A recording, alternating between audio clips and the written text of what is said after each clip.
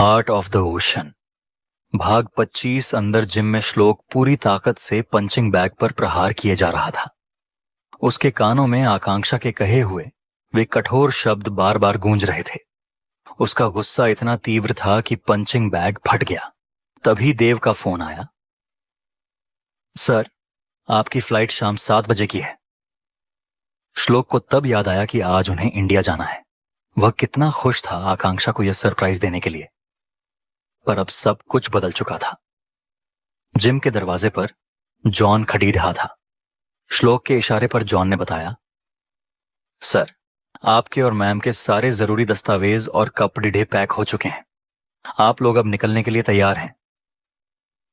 श्लोक ने बिना कुछ कहे बस सिर हिला दिया। श्लोक कमरे में पहुंचा जहां आकांक्षा गुमसुम खिड़की के बाहर देख रही थी। उसने शून्य भाव से कहा, तैयार होकर नीचे आओ, हमारी इंडिया की फ्लाइट है। आकांक्षा को जैसे कुछ सुनाई ही नहीं दे रहा था। वह यांत्रिक तरीके से उठी और कपड़े बदलकर बाहर आ गई। उसने एक बार भी श्लोक की तरफ नहीं देखा, जिससे श्लोक का गुस्सा और बरहच गया। पूरी यात्रा के दौरान दोनों के बीच पत्थर जैसी खामोशी रही। जब वे दिल्ली एयरपोर्ट पहुंचे तो सूरज की तेज रोशनी आकांक्षा की आंखों में चुभ रही थी। उसने पलकें झपकाईं और देखा कि श्लोक काफी आगे निकल चुका है। उसे महसूस हुआ कि उसके दिल से कोई बहुत दूर जा रहा है। रास्ते में कार एक जगह रुकी। श्लोक बाहर उतरा और किसी से बात करते हुए एक फाइल ली। जब बॉडीगार्ड ने आकांक्षा के लिए दरवाजा खोला तो उसने देखा कि वे एक मैरिज रजिस्ट्रेशन ऑफिस के पास खौड़ी DDDHA थे। आकांक्षा को कुछ समझ नहीं आ रहा था। उसने श्लोक को देखा जो पूरी तरह उस फाइल में डूबा हुआ था। अंदर चलो, श्लोक ने आदेश दिया। आकांक्षा ने कदम पीछे लेते हुए पूछा, हम अंदर क्यों जा रहे हैं? श्लोक ने एक सरसरी निगाह उस पर डाली और उसका हाथ पकड़ उसे अंदर खींचने लगा। उसने उसकी कलाई पर अपनी पकड़ मजबूत करते हुए कहा, तुमने कहा था ना कि तुम मेरा एहसान, फेवर चुका रही थी, तो अब मैं तुम्हें अपनी तरफ से तुम्हारे कर्ज का ब्याज दूंगा। अंदर पहुंचकर श्लोक ने दस्तावेजों पर हस्ताक्षर किए और पेन आकांक्षा की तरफ बढ़ा दिया।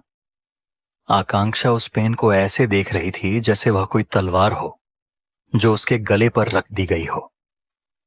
कांपते हाथों से उसने साइन किए और उसके एक आंसू की बूंद उस कागज पर गिर गई।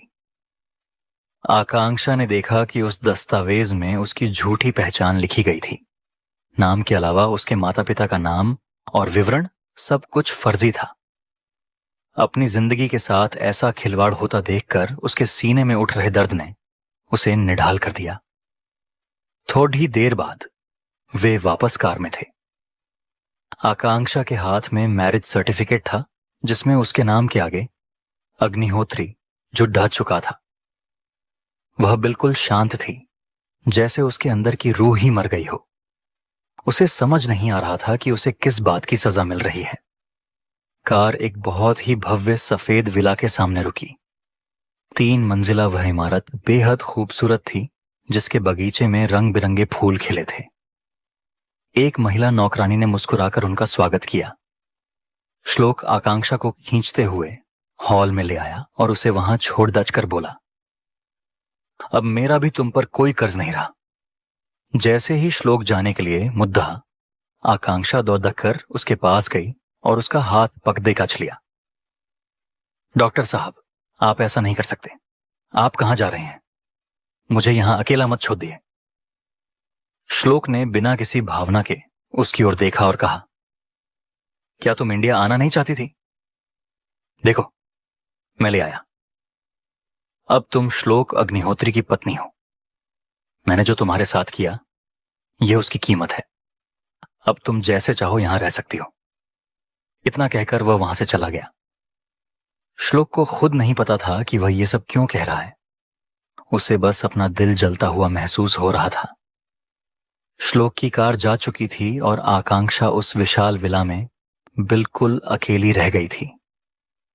इधर श्लोक अपने पुश्तैनी घर अग्निहोत्री मेंशन पहुंचा। यह एक ऐतिहासिक हवेली जैसी बद्धी इमारत थी।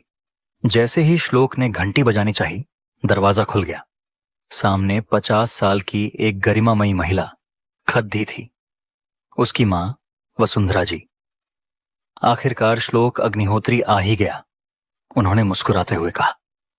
श्लोक ने उनके पैर छुए और हल्के मजाक में कहा, जिसकी मां इतना परेशान करे उसे आना ही पड़ डसता है। अंदर लिविंग रूम में उसके चाचा कैलाश और चाची मेनका भी बैठे थे, जिनके चेहरों पर बनावटी मुस्कान थी।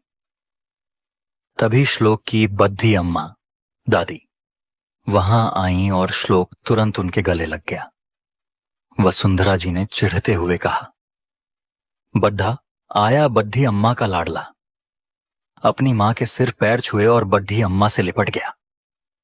श्लोक और बड्ढी अम्मा ने एक साथ वसुंधरा जी को घूर कर देखा और फिर दोनों हंस पड़े। श्लोक ने अपनी मां को भी गले लगाया। वसुंधरा जी की आंखें भर आईं। उनका बेटा इतने सालों बाद घर लौटा था। उन्होंने श्लोक का चेहरा हाथों में लिया और पूछा, बेटा कोई परेशानी है क्या?